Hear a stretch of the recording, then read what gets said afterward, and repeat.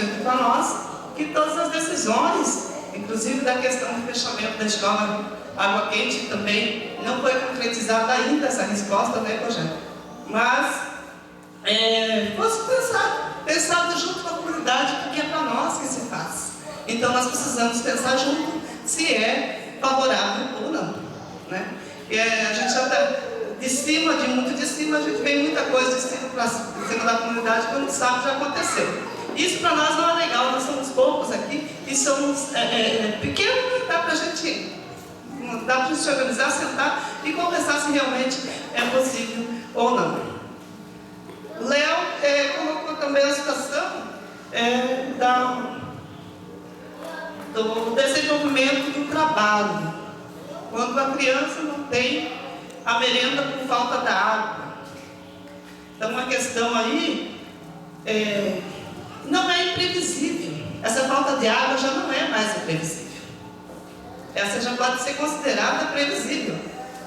Então, se organizar de forma para que não falte água. Para que não falte alimento para a criança.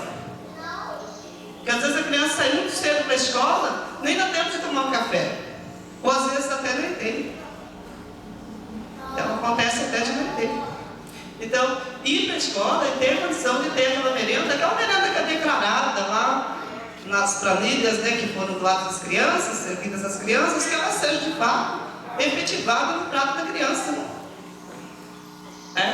Então, zelar para isso, cuidar, para que não aconteça, né? A gente também, os pais estão cuidando, está lá também de vez em quando, indo na escola, que é compromisso dos pais também acompanhar o desenvolvimento da criança, estar na escola, né?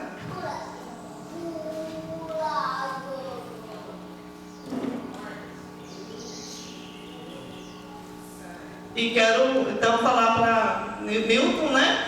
Que na verdade eu fiquei bastante preocupada com a situação de vocês. Eu acho que na verdade a escola, toda a situação não é de vocês. A situação da comunidade quilombola é um problema nosso, não é só de vocês. Então a gente precisa encarar isso como nosso, né? E ajudar e estar ali por dentro. Na verdade eu nem sabia que estava acontecendo toda essa situação, né?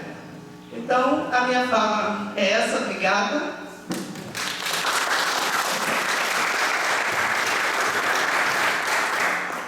E agora, da comunidade de Ilhas, a nossa comadre Neide, né? É a Neide. Vem cá, Neide.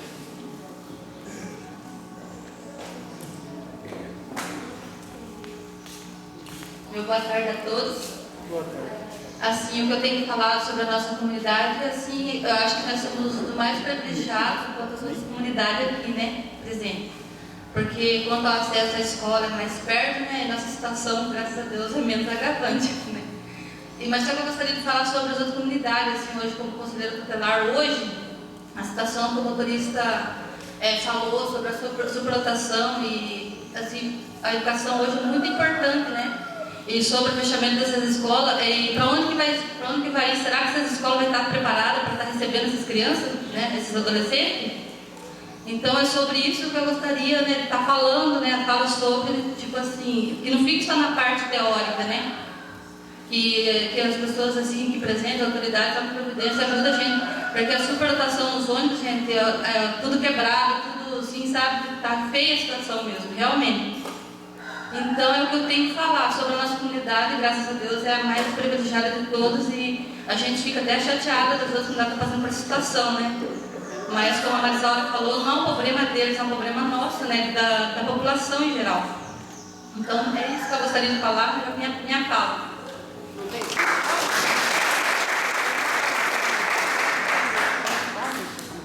Na minha escola... Deixa eu passar por na minha comunidade não existe escola, já existiu aí a volta de 15 anos atrás, 20 anos atrás, já existiu escola.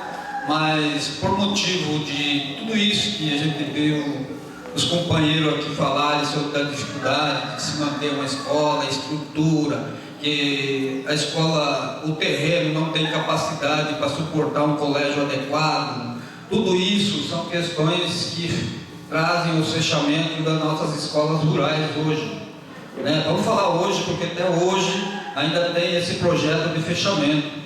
Eu acho que tanto a Defensoria Estadual, a Defensoria da União e outros órgãos aí devem ter um olhar diferenciado para a questão da educação, né? Porque não se pode mais deixar que isso venha acontecer com as nossas crianças, que são o nosso futuro. Eu acho que aqui, independente da nossa posição, se eu sou um defensor, sou um juiz, sou um advogado, sou um prefeito, sou um secretário de educação, a visão não é essa. A visão é o futuro, a visão é preparar o nosso jovem para o futuro e que eles vão dar a sequência naquilo que nós queremos. E se nós não fizermos esse planejamento hoje, que já estamos já aí, vamos se falar, em retrocesso nessa questão de educação, então vamos, antes tarde do que nunca, né? Porque isso já é um trabalho que a sociedade deveria estar colaborando, deveria ter sua participação, quanto os governos, tanto estaduais como federais, municipais. Eu acho que esse é um diálogo que todo mundo tem que ter compromisso. Não é porque eu tenho poder em mão que eu posso tomar a minha atitude sozinha. Eu acho que não, acho que uma consulta sempre bem-vinda. Eu acho que isso, faltando diálogo para que isso não venha acontecer. Faltando esclarecimento, às vezes eu sei de coisas que precisa ser levado para a escola, precisa ser levado para a comunidade, e eu não levo isso ao conhecimento da sociedade. A sociedade precisa estar participando, a sociedade precisa ser participativa.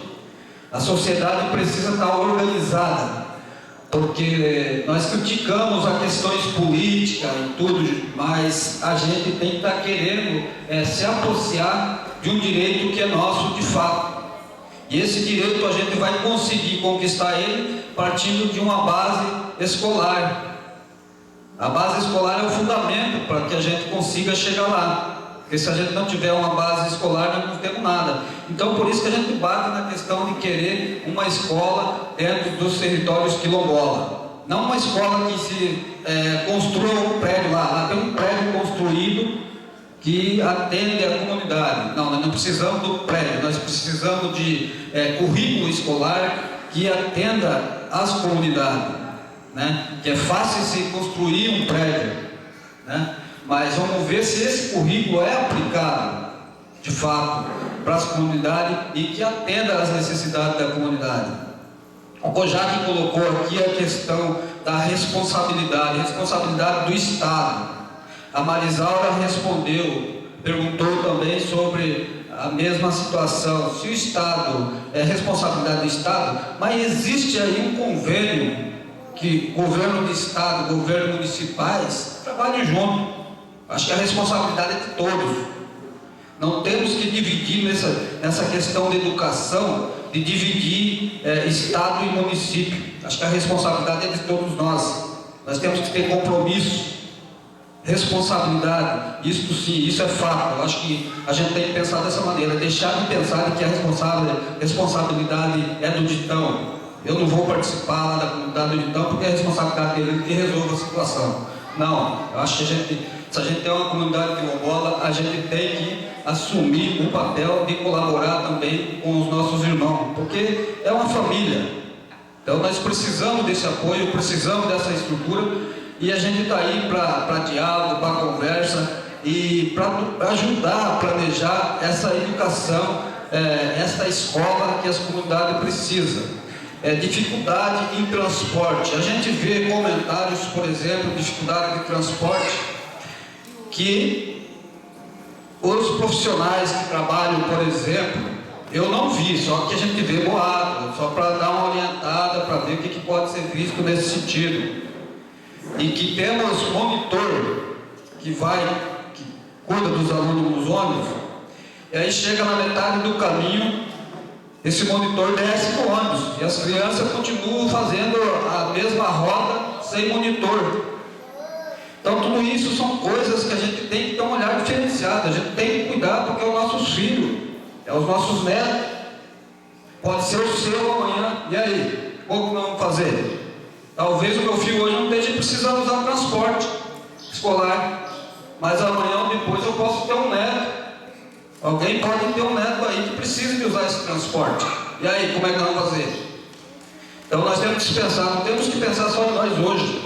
Se fosse para nós pensar em nós hoje, nós não estaríamos aqui fazendo essa reunião, fazendo esse debate. Né? Nós estaríamos em casa. Eu não tinha acordado 6 horas da manhã para vir para cá, para varrer o pátio, colaborar com o padre. Agradeço aí a oportunidade pelo espaço que nos cedeu. Mas a gente tem que ter esse entendimento, ter essa capacidade de raciocínio, de pensar junto.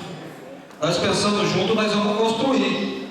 Mas se sozinho, nós não conseguimos fazer nada. Bom, o tempo nosso é curto e eu encerro aqui. Obrigado.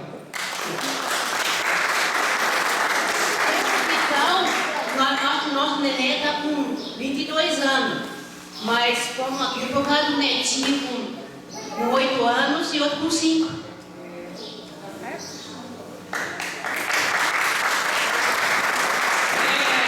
Eu pediria para o Jaime me ajudar.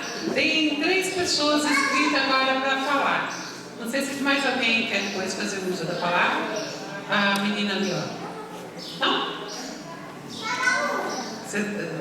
Você pega o nome dele ali? A primeira é a Nilce, que está escrito, depois o Elcio e depois a Alessandra. É isso?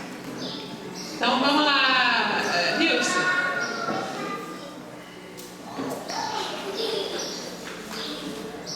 Bom, gente, uma da discussão que a gente tem acompanhado muito, que se apresenta aí que as comunidades não têm espaço, né, para se criar uma estrutura de educação nas comunidades.